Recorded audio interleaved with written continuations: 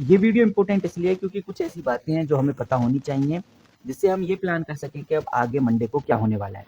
Government के जब भी कॉन्ट्रैक्ट्स होते हैं तो ये चीज़ तय है कि उनका जो मार्जिन है वो फिक्स रहता है। मार्जिन फिक्स होने की वजह से अगर आगे चलकर जो रॉ मटेरियल है, स्पेशली जो अलॉयज होते हैं, ये अगर महंगे हो जाते हैं तो जिस भी कंपनी के हाथ में कॉन्ट्रैक्ट लगता है उसको ये कॉस्ट खुद भरनी पड़ती है। ये सब मैं आपको इसलिए बता रहा हूँ बिकॉज एचएएल को लेकर एक बड़ी खबर आई है, और ये जो खबर है एचएएल को लेकर ये खुद कंपनी ने ऑफिशियली पब्लिक की है। यहाँ पर आप देखेंगे तो मैंने स्क्रीनर पे एचएएल हिंदुस्तान एरोनॉटिक लिमिटेड खोला हुआ है, डॉक्यूमेंट्स के अंदर चलेंगे तो यहाँ पर आप देख सकते हैं 15 मिनट हुए इस अपडेट को आए। सिंपली क्लिक करेंगे तो मिनिस्ट्री ऑफ डिफेंस से कंपनी को एक बड़ा ऑर्डर हाथ में लगा है, जिसका इम्पैक्ट हमें मंडे को देखने को मिलेगा। सबसे पहली बात, ये कॉन्ट्रैक्ट कितने का है तो मैं आपको बताना चाहूंगा। ये कॉन्ट्रैक्ट 2312 करोड़ का है। क्या खरीदा जा रहा है तो उसमें भी मैं आपको बताना चाहूंगा।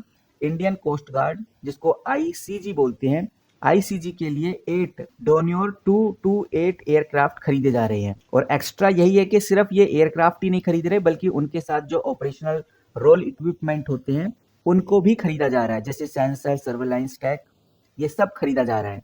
और इस डील को एक बाय इंडियन कैटेगरी में रखा गया है। इसका मतलब साफ है कि ये जो एयरक्राफ्ट हैं पूरी तरह से भारत में एचएएल की कानपुर डिवीजन में बनने वाले हैं। ये आत्मनिर्भर भारत और मेक इन इंडिया का एक मजबूत मिशन है, ऐसा हम कह सकते हैं। सारी डिटेल आपको इधर देखने को मिल जाएंगी जिसके बारे में मैं डिस्कस कर रहा हूँ। और कह सकते हैं कि ये कॉन्ट्रैक्ट एचएएल के लिए एक स्टडीड इनकम है।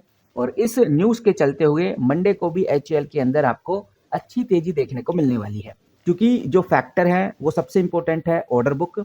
लगभग 2500 करोड़ के आसपास का ऑर्डर बुक है, और एचएएल इस ऑर्डर बुक के बाद लगभग 2.5 लाख करोड़ के करीब पहुंचने वाला है। और कंपनी ने एग्जीक्यूशन के बारे में भी बता दिया है कि जो कानपुर डिवीजन है वही पूरा इस चीज को हैंडल करेगा।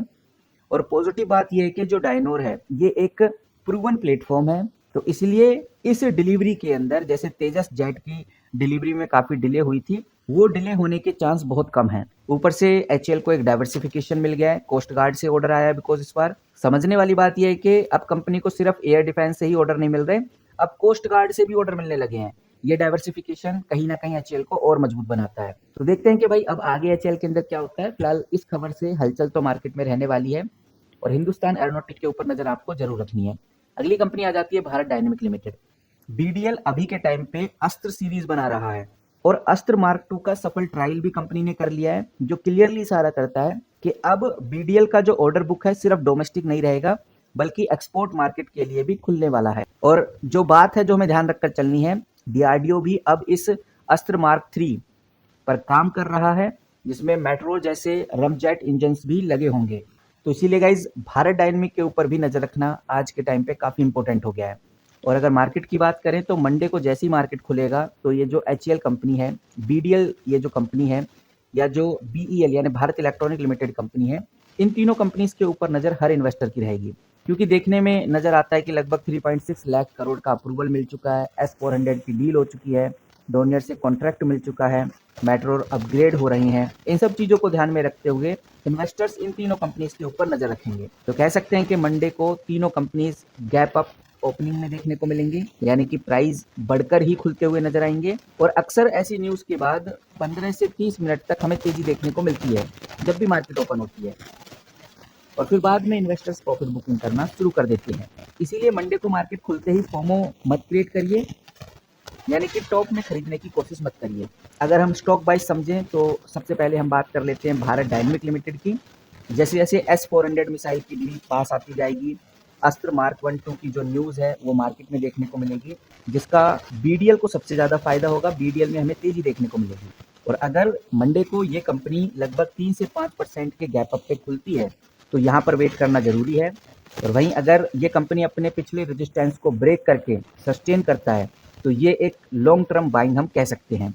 और वहीं बीडीएल का जो ऑर्डर बुक है इन सभी न्यूज से बहुत तेजी से बढ़ने वाला है। इसी के साथ अगर हम अगली कंपनी यानी हिंदुस्तान एरोनॉटिक लिमिटेड की बात करें तो हम जानते हैं कि 2312 करोड़ का डोनियर कॉन्ट्रैक्ट और सुखोई अपग्रेड के लिए जो सॉलिड बेस ये कंपनी बना चुकी है। और ये बात ध्यान रखकर चलनी है कि एचएएल अभी ओवरबोट जोन में है। इसमें नया अमाउंट तभी लगाना चाहिए जब ये थोड़ा नीचे आ जाए, यानी कि जब ये रेट्रेसमेंट में हो। एचएएल को बेचना तो एक सही स्ट्रेटेजी नहीं रहेगी, लेकिन होल्ड करना एक सही स्ट्रेटेजी रहने वाली है।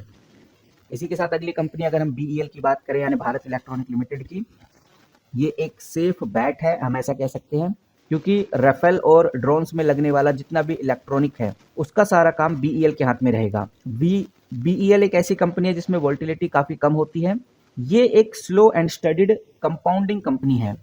अगर आपका नज़रिया 1 से 2 साल तक का है तो आप मंडे को छोटी सी गिरावट पर भी इसमें थोड़ा-थोड़ा ऐड ऑन कर सकते हैं और कह सकते हैं कि भाई मंडे को मार्केट में बाय ऑन डिप स्ट्रैटेजी सबसे बेस्ट रहेगी और संभावनाएं तो ऐसी हैं कि भाई एचएएल और बीडीएल के अंदर तेजी रहने वाली है क्योंकि फ्रेश ऑर्डर की वजह से इन कंपनीज में तेजी देखने को मिलेगी।